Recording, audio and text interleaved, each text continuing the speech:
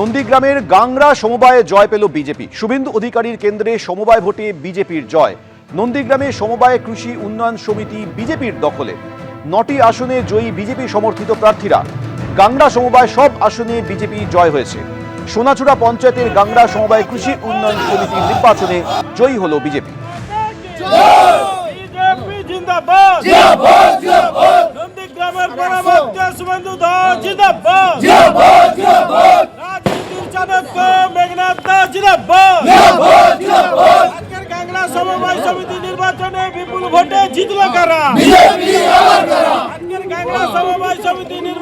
নন্দীগ্রামের গাংরা সমবায়ে জয়ী হল বিজেপি। শুভেন্দু অধিকারীর কেন্দ্রে সমবায় ভোটে বিজেপির জয়।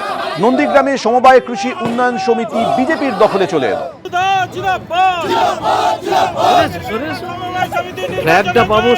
9টি আসনে জয়ী বিজেপি সমর্থিত প্রার্থীরা।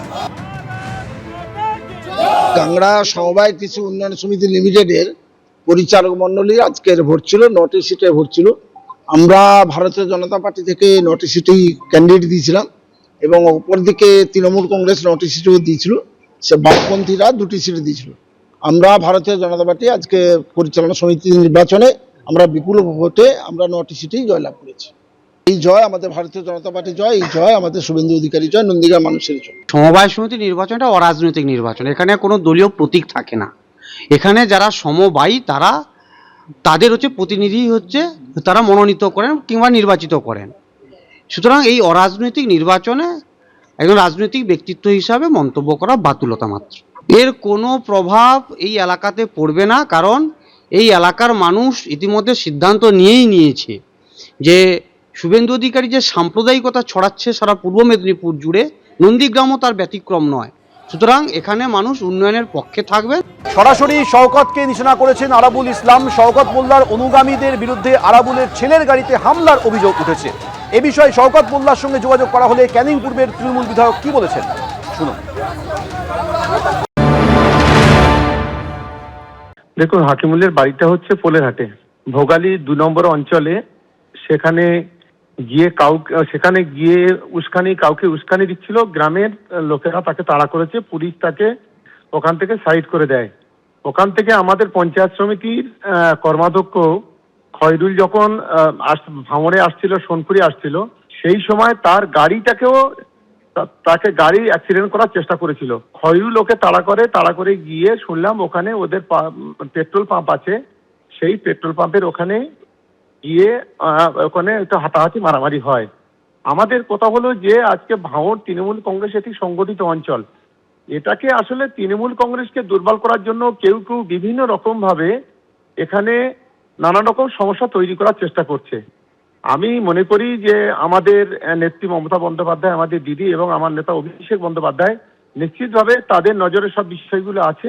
আমরা যা বলার দলকে জানাবো। আবারও সরাসরি কথা বলবো, আমাদের প্রতিনিধি হিন্দোল দে সরাসরি রয়েছেন। হিন্দোল, মাসখানেক আগে যখন কাইজার আহমেদ এবং আরাবুল ইসলাম, যারা একে অপরের প্রতিদ্বন্দ্বী বলে পরিচিত ছিলেন, তারা দুজনে হাতে হাত মিলিয়ে কার্যত শওকত মোল্লার বিরুদ্ধে একেবারে বিদ্রোহ ঘোষণা করেছিলেন, তখনই দ্বন্দ্বটা প্রকাশ্যে চলে এসেছিল। আজকের এই ঘটনায় তৃণমূলের দ্বন্দ্ব আরো একবার সামনে চলে এলো।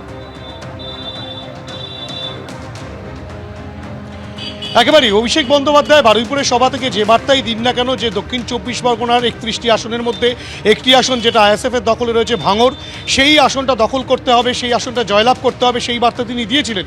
কিন্তু সেই বার্তা দেওয়ার কয়েক ঘন্টার ভেতরেই কিন্তু যে চিত্র দেখা যাচ্ছে ভাঙড়ে গোষ্ঠী কোন্দল তৃণমূলের মধ্যে, সেটা কিন্তু একেবারে প্রকট। এখানে কিন্তু যেটা দেখা যাচ্ছে যে আইএসএফ এর সঙ্গে যে দ্বন্দ্ব যেটা রয়েছে সেটা তো রয়েছে, তার পাশাপাশি তৃণমূলের গোষ্ঠীদ্বন্দ্ব প্রকট কেন? আজকে রীতিমতো হাকিমুল ইসলাম, যিনি তৃণমূলের দক্ষিণ 24 পরগনা জেলা পরিষদের সদস্য, তার উপরে আক্রমণ হলো। প্রদীপ মণ্ডল তৃণমূল নেতা, তার উপরে আক্রমণ হলো। আক্রমণের তীর কাদের বিরুদ্ধে? যে শওকত মোল্লা বাহিনী এই ঘটনাটা ঘটিয়েছে। পাল্টা শওকত মোল্লার অনুগামীরা বলছে যে হাকিমুল ইসলাম, প্রদীপ মণ্ডল এরা পরিকল্পনা মাফিক এই ঘটনা করেছে এবং নিজেদেরকে প্রচারের আলোয় নিয়ে আসার চেষ্টা করেছে। এই ধরনের কোনো ঘটনার সঙ্গে শওকত মোল্লা বাহিনী কোনো রকমভাবে যুক্ত নয়। অর্থাৎ একে অপরের বিরুদ্ধে অভিযোগ করছে ঠিকই, কিন্তু 2026-এর বিধানসভা নির্বাচনের আগে তৃণমূলের গোষ্ঠীকন্দল যে কতটা রয়েছে এবং কি পর্যায়ে, সেটা কিন্তু আজও আজও প্রমাণ পেল ভাঙড়, এবং স্বাভাবিকভাবেই আবারও নতুন করে উত্তপ্ত হতে শুরু করলো ভাঙড় তৃণমূলের গোষ্ঠীকন্দলকে কেন্দ্র করে। সৌমেন, তুমি আমাদের সঙ্গে থাকো। ফের উত্তপ্ত হয়ে উঠেছে ভাঙড়। এবার আরাবুলের ছেলের গাড়িতে হামলার অভিযোগ উঠেছে শওকত মোল্লার অনুগামীদের বিরুদ্ধে, আর এই ঘটনাকে কেন্দ্র করে একেবারে উত্তপ্ত পরিস্থিতি ভাঙড়ে।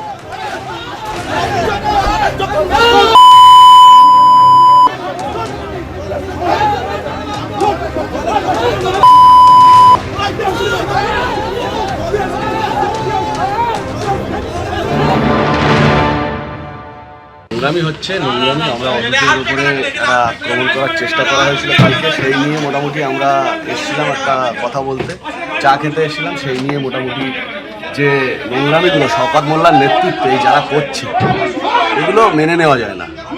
মানে কি জন্য এসে আসা হয়েছিল?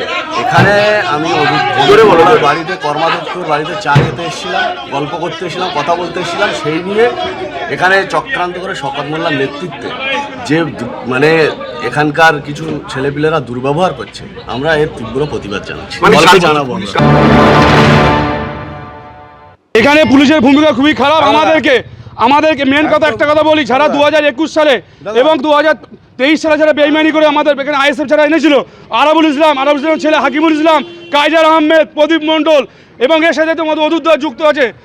এখানে আমাদের সুস্থ অঞ্চল, আমাদের অঞ্চলে আমরা ভালো পজিশন আছে দেখে ওরা যাচ্ছে যে আমাদের অঞ্চলটাকে আইএসএফ হাতে তুলে দেবে বলে ওরা চক্রান্ত করে একটা গেম প্ল্যান সাজাচ্ছিল। তাই আজকের আমাদের ভোগৌড় অঞ্চলের তৃণমূল কংগ্রেসের কর্মীরা তারা প্রতিবাদ জানিয়েছে ওদের বিরুদ্ধে। কোনো হামলা হয়নি, ওরা চক্রান্ত পরিকল্পনা করেছে, কোনো হামলা কোনো ব্যাপারই হয়নি এখানে আমাদের। ওরাই চক্রান্ত করেছে, আমাদের অঞ্চলে হারানোর চিন্তা ভাবনা করছে, তাই আজকে প্রতিবাদ জানিয়েছি আমরা। এবিপি আনন্দ, এগিয়ে থাকে, এগিয়ে রাখে।